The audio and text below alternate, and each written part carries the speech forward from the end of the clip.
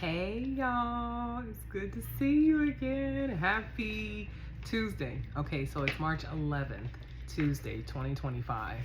Yes, I'm 2 days late, but I am currently in Southern California. I'm out here visiting with family. I went to my best friend's bridal shower, and yeah, I've just been filled with festivities and going up and down the five. But as you can see, I'm not in my normal setup here. I'm at my mom's house, you see my little Alfred Hitchcock shadow in the background there. Yes. So, while we're here to discuss The White Lotus, episode 4 of season 3, which I actually liked the episode. It's beginning to get a little juicy. Things are about to hit the fan because all of the individual characters are beginning to go into their arc or whatever, or their turning point in their story. We even got to I got to see a little bit of a different side to Victoria, the mother of the Ratliff family. She suffers from immense social anxiety, and so that's one of the reasons why she's so lorazepammed out. But before we get into the episode, I don't have to say it. Please like, comment, subscribe, and share. Become a part of the community. Help your girl get circulated out here in this algorithm, okay? Okay. All right, before we get into it, let me take a sip of water. I'm gonna try to do this one faster than I've been doing the other ones. I'm trying to get better about, drilling down on the notes. But I'm an over-analytical person, and me and my side notes. Anyway. Let's get into it, shall we? All right, so the name of the episode is called Hide and Seek. Okay, starts out with phone calls. So there are two of the characters that are making phone calls. One is Jacqueline, who is calling her husband Harrison. She has been, trying to text him, and he's not available. He's not returning any of her, attempts to reach out to him. And then we get to Belinda. She's talking to her son Zion, and that was the young man that was at the beginning of episode 1 who was sitting with Amrita and meditating. So he's actually on his way now to the resort. Then we let me see, what is this? Oh, Tim is outside taking a shower, goes into the bathroom, and then now he is, I don't want to say developing a habit, but he's starting to develop a little bit of a codependency on the lorazepam, because as soon as he's out of the shower, he goes in the bathroom, finds Victoria's stash, grabs his lorazepam, and then he's out. And then Guy Talk and Mook, they're like briefly talking. She tells him that she's going to be dancing, and then he's trying to ask her out on a date, so he's shooting his shot, and she seems to be interested in him, or at least showing a little bit of interest in him, because she wanted to have him see her dance, so she felt excited about sharing that. Let's see. Oh, so when they meet, he's actually on his way to have a meeting with the staff, the management staff, regarding the incident. So Fabian sits him down with, I believe it's the head guard, and they're talking to him about how there's been more crime on the resort. And, given that he's a security guard and he guards the gate, they're like, okay, well, it's your job. What are you doing? So they propose that he uses a gun. And then Mook actually takes this as a promotion because now he has more power, and that's kind of the thing that she goes after. So, yeah. They've convinced him that they want him to have a gun, and he is going to have a gun. Ooh, a pow pow? I don't know. YouTube, they're weird about that. Ugh, I'm not monetized yet, so YOLO, right? All right, so the next scene, we go to the Ratliffs. Starts out with Saxon being obnoxious, blending his protein shake. He's very loud and disruptive to the atmosphere, as obnoxious people usually are. And then he pushes Lachlan to drink the drink. And Lachlan, he's hesitant. He doesn't want to take it. He says it tastes nasty. And he tells Lachlan, we don't take it for the taste. We take it for the testosterone and the BDE, aka big dick energy, right? So then Piper comes in and says, women don't like men that are jacked up. i.e., women don't like men that are all about that big dick energy and being alpha. And you know what? As I get older, we don't like that. We like emotional, mature, in touch with your feminine and masculine side, because we all have it. You know, that's the whole point of yin and yang. We like men that are healed, men that take accountability, men that communicate. We don't need you to have big dick energy. We only need that about 20% of the time when the lights go out. We don't need that all day, every day, okay? So, toxic masculinity is like, it's become one of my like things that I detest, because that's a whole other discussion. But I'm just like, this is how it gets perpetuated and it gets recycled within, you know, the manosphere or whatever. We're talking about White Lotus though, so let's get back to that. So anywho, so Piper lets him know that that's not what that's all about. And then Victoria realizes that her lorazepam is missing. So she's trying to ask everyone, you know, have they been dipping into her stash? Like, what's going on? She knows she had a prescription. She had enough filled for the trip. And then the kids are like talking to her about, okay, you really don't need that. Why do you need that? And she's like, well, because I'm about to go on a boat with people I don't know. I don't trust people. I need to be relaxed. And you know what? I understand that. I do. I unfortunately though do not have a breadwinner taking care of me. I'm the breadwinner, so I can't be lorazepammed out. But I do understand what she's saying about social anxiety, right? You have people who are big on like just trusting people and big on energy, big on vibes. I am one of them. When I say I'm an empath, I could feel people's energy. And sometimes it may just be me being a little extra careful, but you know, when you've been around people and you've grown up and you know, you've seen things and people have taken advantage of you, you learn to become very protective, and then you learn to become very anxious in social settings because you just don't naturally trust people. So I kind of, you know, understood her, because out of most of the main characters, she was kind of the one I wasn't really understanding, you know, in addition to Saxon. But I like that they peeled back that layer on her, because I'm sure a lot of people could relate to the social anxiety, like the real social anxiety. And then also too, what I was thinking about, think about it, she is married to Tim, who obviously seems to be kind of secretive and not really let her in. So I think she's also developed, and it's funny, she always talks about decency and people kind of being transparent, but you're married to someone who is the least transparent with you, and she picks up on that. So that's probably caused her to develop an anxiety as well. But you know, those are things that you can't really talk about with your partner when they're the one footing the bill and you can't really take care of yourself. So but yeah, I was like, okay, I sympathize with Victoria. And so she's asking everyone, and they're all chiming in, giving their opinion. And then they point out that she has no issue with, you know, hanging out at the social club at home. And she says, well, because they're decent people. And then Tim has a thought, because he's going through his mind, I guess, about how everything that's happening in the background is going to affect him. So his image at the social club will be destroyed. And so he just, you know, kind of off the cuff says, oh, the club. And then that prompts Victoria to ask, well, what about the club? And, you know, he can't tell her what's going on. So he just looks at her, and then he lifts his arms up, forgets that he's like naked under the robe, and he flashes them. Side note, I don't know if that was a prosthetic, but damn.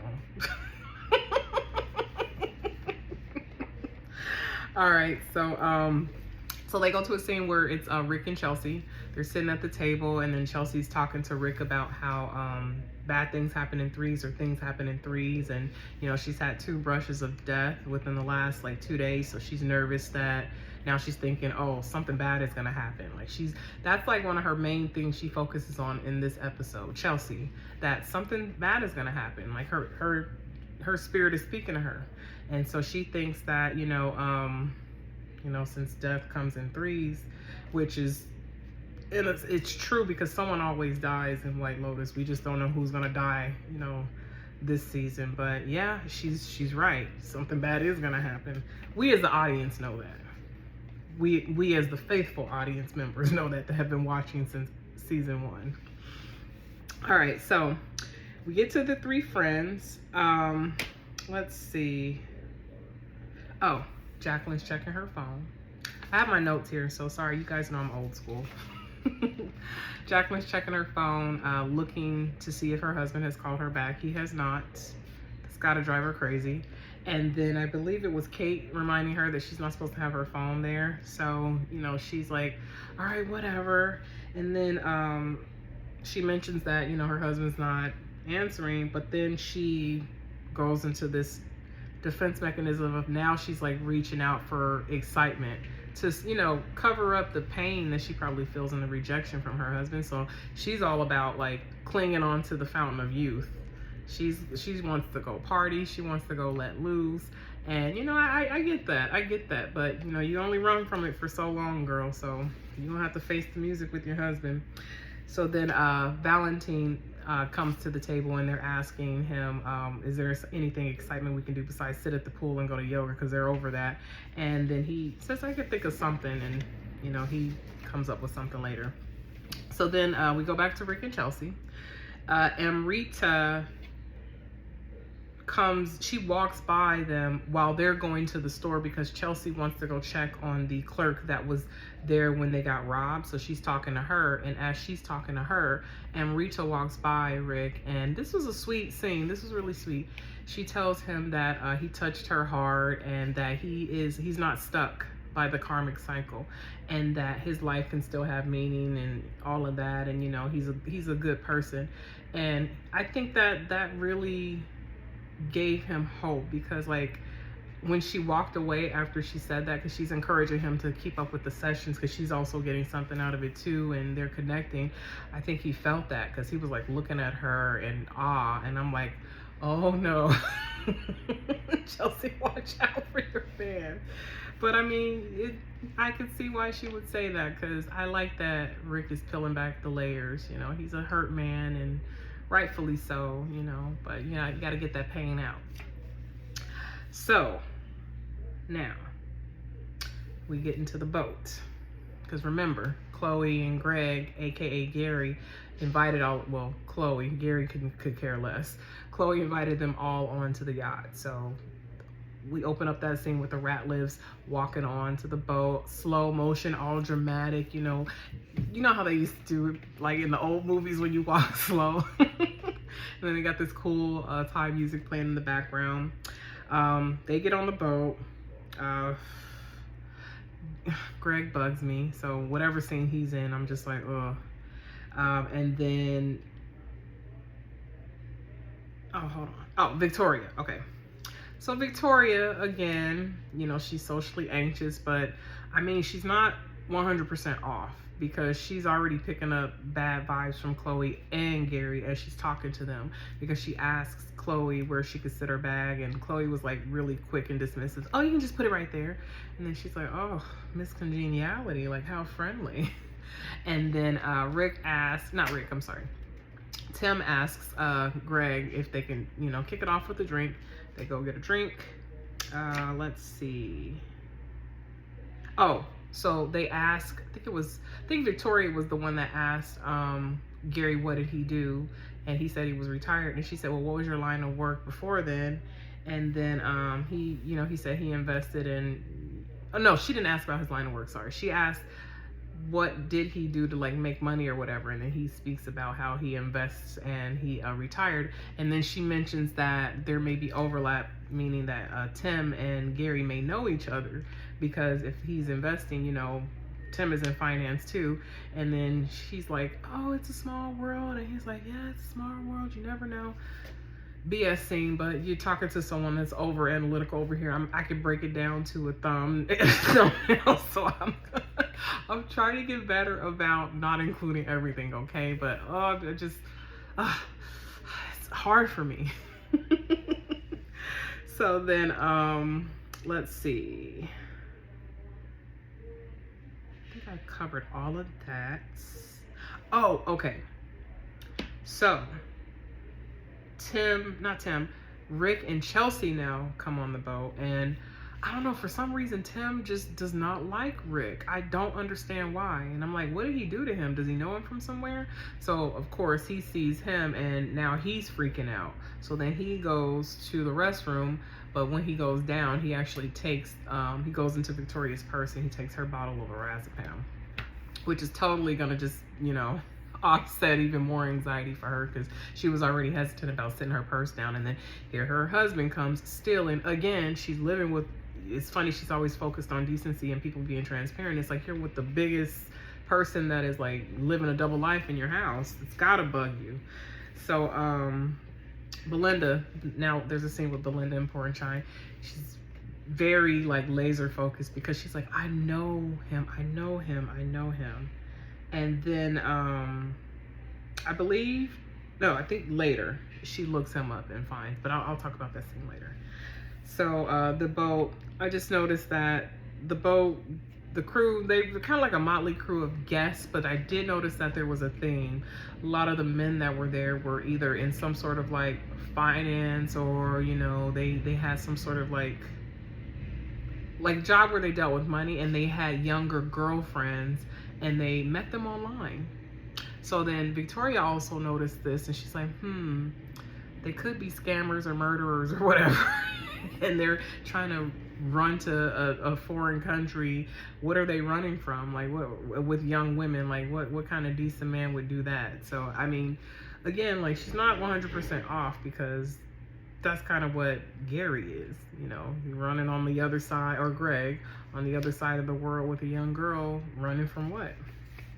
So I say that it's got to be hard, like, to be a person that is so in tune and you see things for what it is, right? Like your spirit is speaking to you, but if you're in an environment that always wants to shun you and doesn't validate your existence and wants to gaslight you, that's going to make anybody go over the edge or, you know, feel like they can't really be present in the moment because they're always on edge. Because it's like you're around a whole bunch of people who are masking the truth, and you know the truth. You feel, well, you don't know, but you feel it. So I don't know. Like I said, Victoria, this episode, I was like, I get it. I get it, lady. I get it. So let me see. Oh, another scene why I like Rick. So he's sitting on the boat amongst the group of men, right? And they're all talking shop. And then he's like, if I need to hide money from my future ex-wives or whatever, I'll call you. And then gets up and he's like, deuces. I love Rick. Chelsea follows behind him, obviously. You know, she's embarrassed, but I mean, it's like, Rick's not with it. It's like, I don't like small talk either. You know, what the fuck? I mean, I know I talk a lot. And I don't like small talk because sometimes I like to just jump into like the realness. I feel like people talk about a lot of surface stuff. So if we're not talking about real stuff, and sometimes I'm not comfortable with that either. But all right. So Tim and Victoria are also in that same group. She's telling Tim that he's acting strange, so that she gets upset and walks away. And Tim is left with a gentleman and his girlfriend. And so they are asking Tim what he does, you know, shooting the breeze. And then the lorazepam is kicking in, right? So Tim starts talking about how he's a pillar of the community, and then he says some weird shit like, you know, his grandfather and his father. I think he said his grandfather was the governor of North Carolina, and his father did something I forgot. But the strange thing he says is, "Oh, I'm so glad they're dead." And I know he's not saying it like he wished death on them. He's just, I think what he meant, the sentiment behind that statement was, you know, all this stuff's about to happen to me and my reputation is going to be destroyed. Thank God they're not going to be witness to that type of thing. But of course, these people don't know him, so they just get up and they're like, all right, I guess we'll see you at the bar, huh? Ugh, so silly. All right, so then leave that scene. Now we're back with the three friends. Jacqueline, again, she's trying to escape the pain of what she's dealing with her husband, and she wants to turn up. So she talks to Valentine. She asks him, she's like, is there somewhere we can go, you know, to get off this resort, somewhere where we can just, you know, let loose and be excited? So then he suggests that they go somewhere, and they go. Let's see. He may have oh, okay.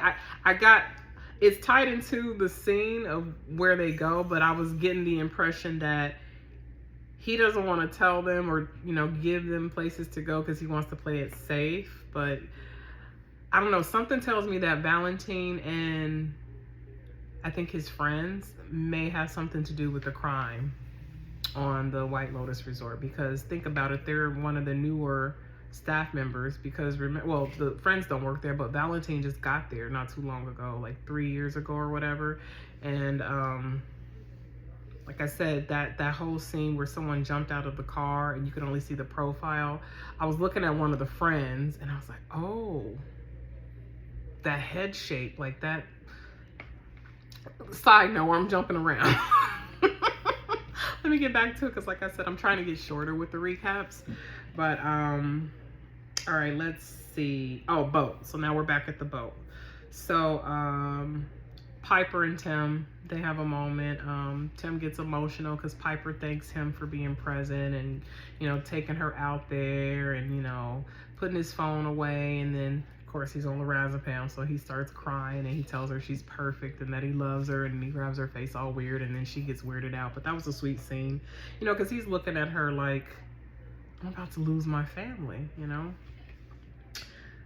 So Gary is watching Chloe as she's sitting with Saxon, rightfully so, but he might want to watch it because he's crazy. And then this scene, okay.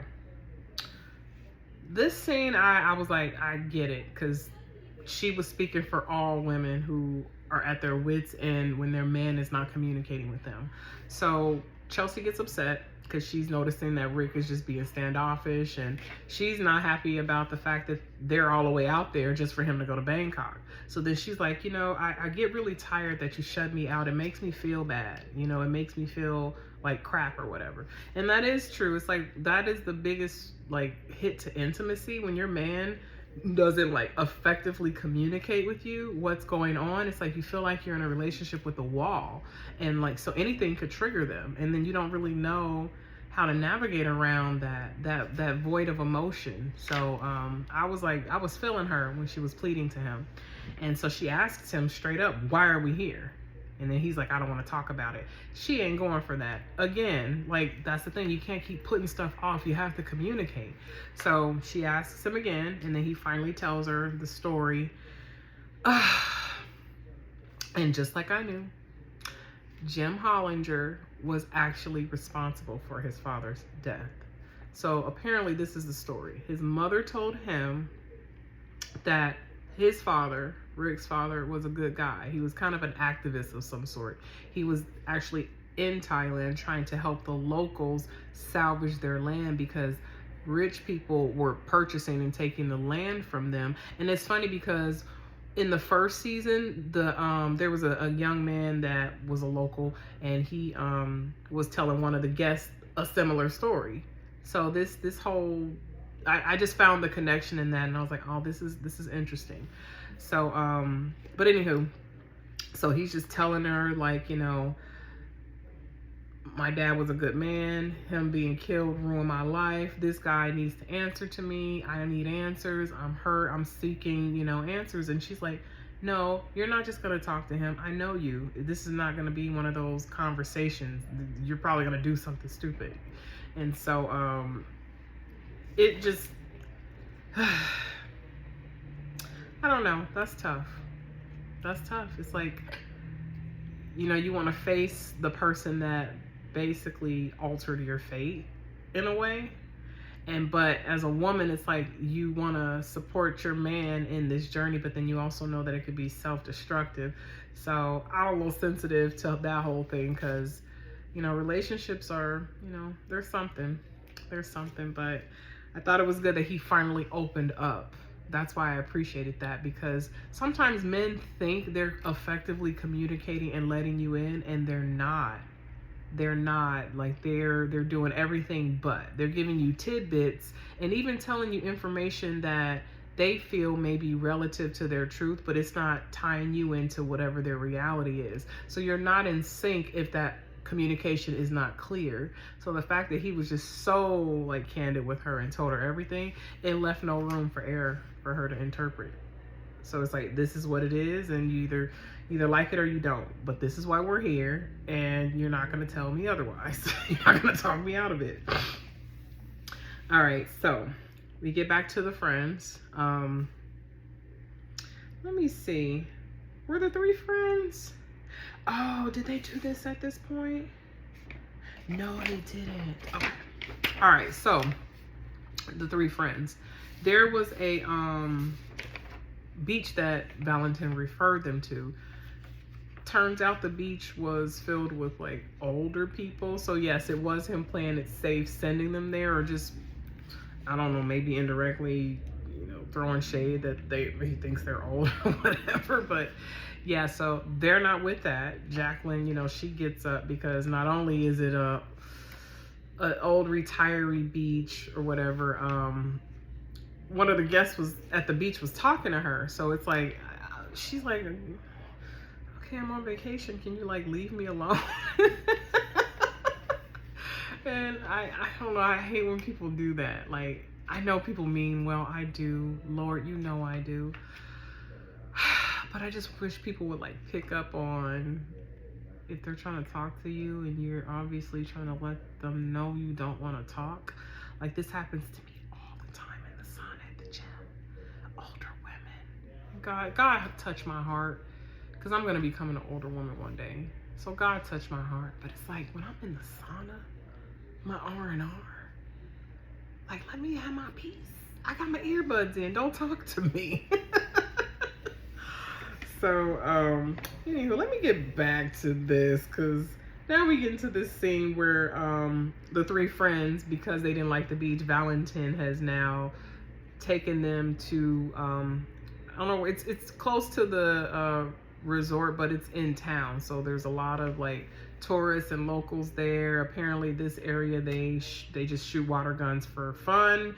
I wouldn't be with that, because I would be freaked out too, because there's in the scene this little boy, like a whole bunch of kids, but there was this one little boy in particular where they zoomed in on his face and he looked like a little terrorist. And so sure enough, they all get like shot up, and Kate's funny, she's like, where's your mothers? You guys are bad. And they get soaked. So they run into this store, for shelter, and as they're in the store, the kids are like staring in the door at them. It was so creepy. Like, I would have felt out of place and just not comfortable with it too if that happened to me. So then now we get to the next scene. Belinda, her curiosity is just still nagging at her about Gary, aka Greg, and she does find that Tanya has been killed. So she didn't know Tanya was dead. She discovers this, reads details on the headlines that Harris was found like dead on the beach, suspiciously. And then it's also mentioned that her husband was called into question, Tanya's husband, but he is nowhere to be found. He's not coming in for questioning. So then she looks up, okay, well, who is her husband? And then he pops up as her husband. And so now Belinda is freaking out, because she's looking at him and like, oh, okay. And there's actually a scene later on where they're passing each other. She's looking at him and he's looking at her, and it's a creepy exchange. And like I said, that Gary, aka Greg, he is truly a diabolical character. And you wanna know what's crazy? So that actor that plays him, he played Sean on Martin, the white engineer that worked with Martin, the quirky, like goofy guy. So to see him as this character so dark, it's like, oh, the actor's a good actor, because it's like, I don't see Sean in that actor, but when I see Sean on Martin, I see Sean. So, all right, so now they're back to the boat. Chloe and Gary. So Chloe, she asked Gary if they could go to a full moon party on an island or whatever, and she's telling him he's being very standoffish and she would like for him to engage a little bit more. And he says he'll go. So I don't think he ends up going, but we'll get to that, because I was like, at the end of the episode. I'll tell you why. But he reluctantly agrees. So, all right, I think that was it. Oh, okay. All right, so.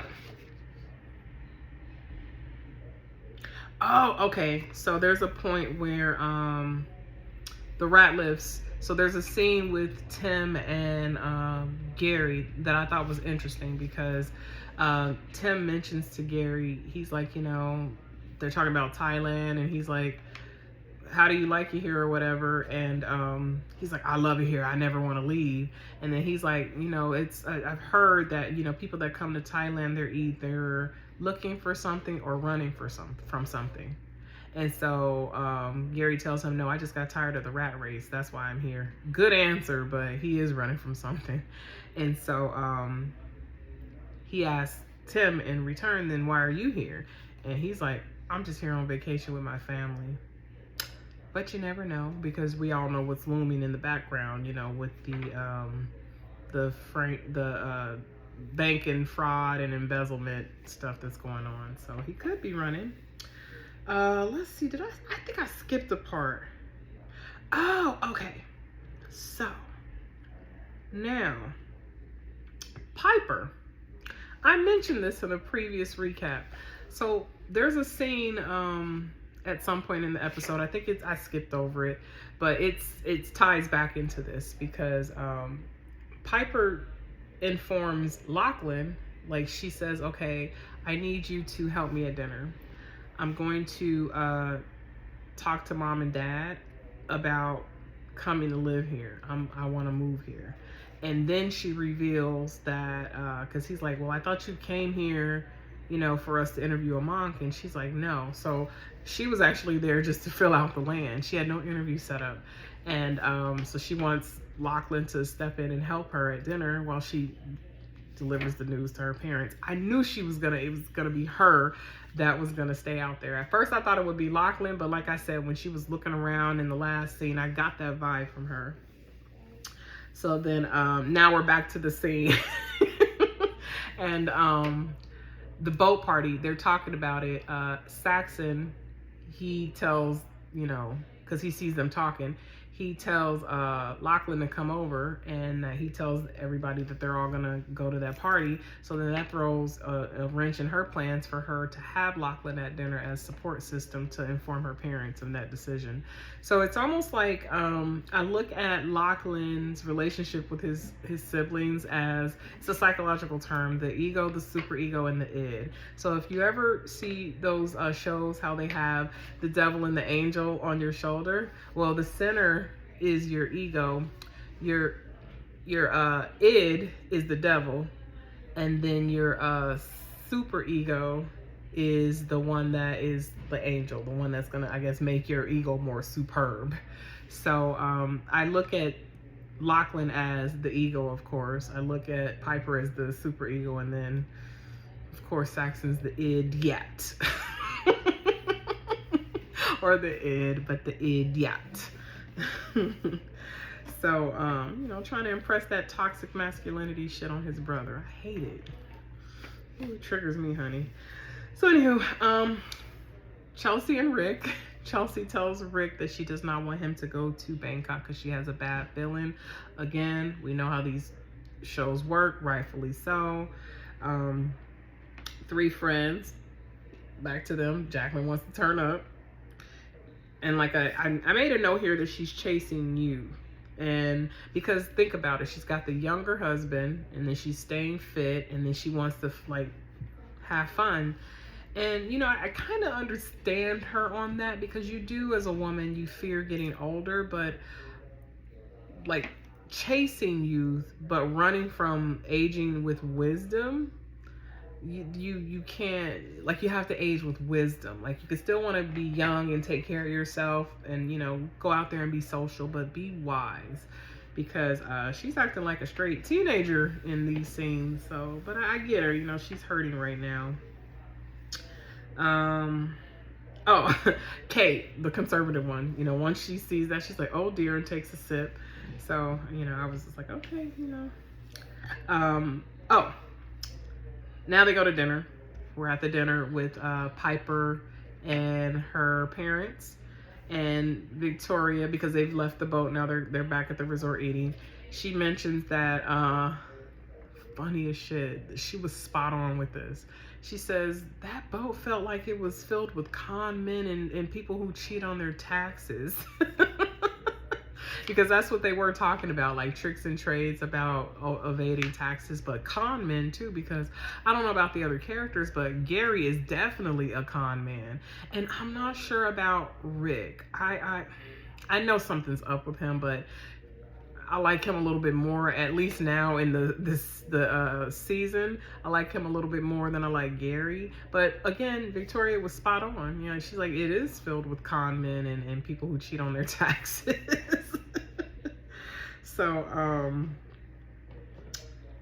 she tells Piper that she's lucky that her dad is a Boy Scout, and so Tim gets triggered and he's like, I have to excuse myself. He excuses himself from the table, goes to find Pam so that he can, you know, get his phone. Gets his phone.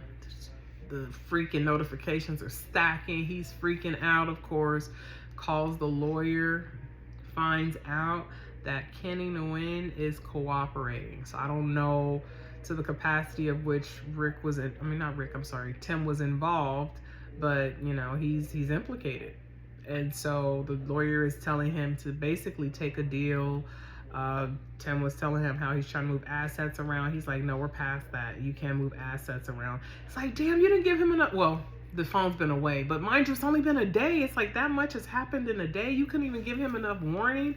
It's almost as if the lawyer, you know, is in on it, because it's like, you want your client to concede that easily? Just lay down? Like, I think he was facing like 6 months in federal prison, but losing his house. He won't be able to work in finance again. It's like, what kind of lawyer are you that you tell him to strike that kind of deal? So, of course, Tim is like now freaking out. You know, as he hears this, he starts having a nervous breakdown. He screams, and then he sees the gun. Remember, Guy Talk has a gun now. Guy Talk, bless his heart, not thinking smart because he's distracted by Mook. He steps out of the office with Mook and then gives Tim the opportunity to take the gun. So Tim has taken the gun, goes back, and he walks up to Pam, and then Pam's like, you want to give that to me? So because he's got that guilt, and I'm going to assume he has the gun, because I think there was I'm not going to say it, I'm not going to spoil it, but she asks him, are you going to give that back to me? And because he knows he stole the gun, he's not thinking about the phone, and he's like, give what to you? And then of course she says the phone. So that guilt almost told on him. And then Belinda.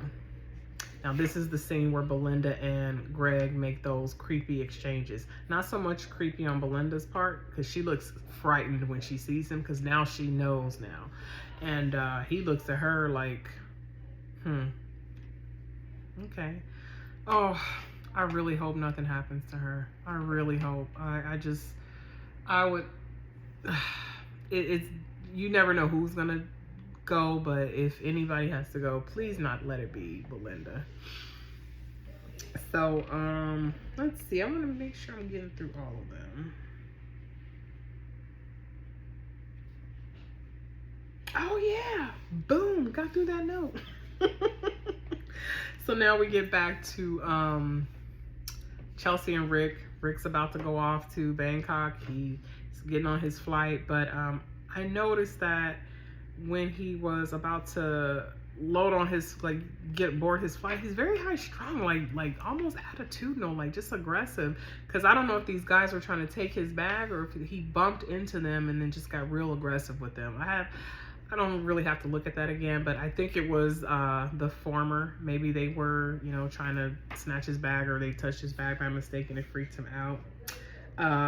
And then we get to, now this is where, okay, I was like, even though Greg agreed to go on the boat, he is at their home on the hill because he's on his computer now looking up Belinda. So then I was like, well, did he not go? He told her he was going to go. So he ends up staying back and doing his research, and then they go to the last scene, you know, to kick off that full moon party because they're heading over to the island. And then Saxon says shit's about to get crazy because they're all turning up, you know, it's getting dark.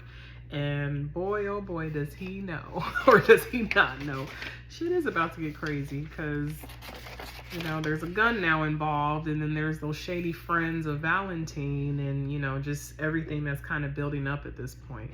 But that was the episode. I think next week is gonna be